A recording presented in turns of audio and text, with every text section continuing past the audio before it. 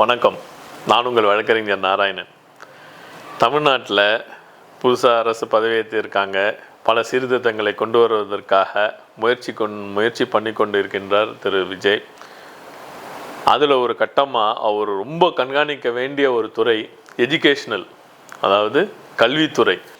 அதே மாதிரி அந்த ஏன்ஷியன்ட் நீங்கள் சயின்ஸோ இல்லை டெக்னாலஜி நீங்கள் புத்தகத்தில் படிக்கும்போது இன்றைய கலாச்சாரத்துக்கு இப்போ இருக்கிற சுச்சுவேஷனுக்கு என்ன இருக்குது அதை படிக்க வேணும். ஏன்னா என்ஜினியரிங் எடுத்திங்கனாக்கா இந்த 1ஆம் கிளாஸ்லேருந்து 10, 12 வரைக்கும் புக்கை கூட நான் இப்போ சொல்லுங்க இதை கூட மாற்றிக்கலாம். அதுக்கப்புறம் பார்த்தீங்கன்னா கூட இன்ஜினியரிங் அட்வான்ஸ் டெக்னாலஜியே இல்லையே. இத்தனை இன்ஜினியரிங் காலேஜ் இருக்குது. அது உள்ளே போய் பார்த்தீங்கன்னாக்கா பழைய சிலபஸை வச்சு தான் நடத்திட்டு இருக்காங்க. ஏன்னா அந்த ப்ரொஃபஸருக்கே அதுவே தெரியாது, அவர் அப்டேட் ஆகிக்கல.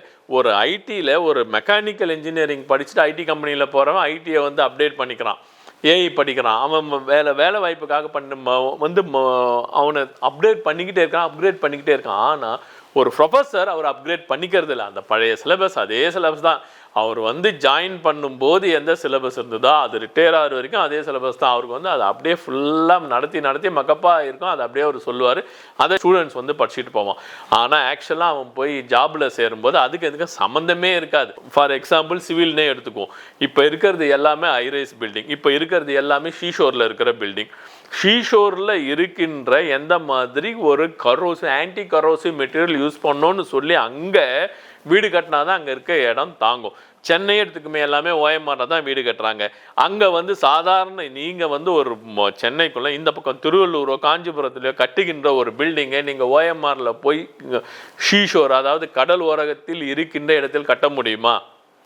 யோசனை பண்ணி பாருங்க, கட்ட முடியாது. நீங்கள் அதே மாதிரி இந்த 20 வருஷம் 30 வருஷம் முன்னாடி இருக்க சிலபஸை படிச்சுட்டு போகிற பசங்களுக்கு அதுதான் மைண்ட் செட்டில் இருக்கும். அவன்லாம் இன்ஜினியர் ஆகி அவனை எப்போ கம்பெனிஸ் ட்ரெயின் பண்ணி எப்போ அவங்க முன்னேற முடியும்? அதனால் பாட புத்தகத்தில் இப்போ இருக்கின்ற கரண்ட் சுச்சுவேஷனை சிலபஸாக வச்சு அதை கொண்டு மக்களுக்கு மாணாக்கருக்கு சொல்லி கொடுத்து அவங்க வெளியில் வரும்போது அந்த தலைமுறை டோட்டலாக மாறி இருக்கும். நான் திரும்ப சொல்கிறேன், உலகத்திலேயே இந்தியர்களைப் போல ஒரு பிரெய்னி பீப்புள், புத்திசாலிகள் கிடையாது. ஜூஸ்னு ஃபஸ்ட்டு சொல்லுவாங்க.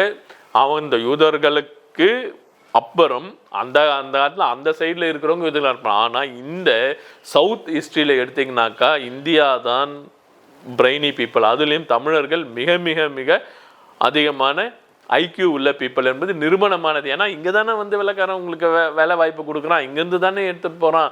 யூஎஸ்ஆ இருக்கட்டும், யூகேவாக இருக்கட்டும், ரஷ்யா இருக்கட்டும், எதுவாக இருந்தாலும் இங்கே தான் ஸ்டூடெண்ட்ஸ் எடுத்துகிட்டு போய் அங்கே வேலை வாய்ப்பு கொடுக்குறாங்க. அப்படி இருக்கின்ற ஸ்டூடெண்ட்டுக்கு இன்னும் நம்ம கரெக்டாக டியூன் அப் பண்ணி விட்டோம்னு வைங்க, கண்டிப்பாக இப்போ இருக்கின்ற தலைமுறை நன்றாக படித்து நல்ல பிரெய்னியாக பீப்புளாக வளருவார்கள் என்பதில் எந்த சந்தேகமும் இல்லை.